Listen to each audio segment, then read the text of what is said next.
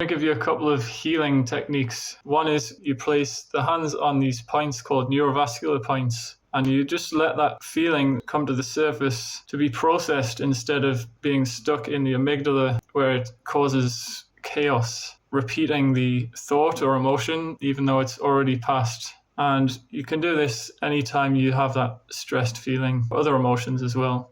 Hold it for a few minutes while you process that emotion.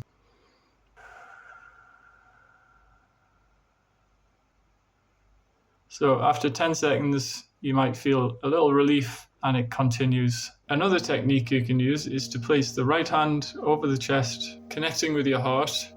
And that way you remind your body that you're safe. And simply breathe and focus on connecting with your heart.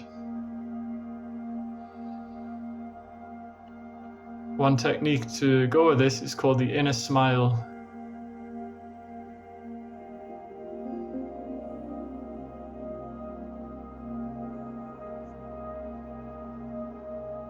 And even if you don't feel happy, joy, peace, by smiling, you naturally feel uplifted a little bit. And also we're connecting the mind and body, the most important thing when emotions are out of balance. Finding equilibrium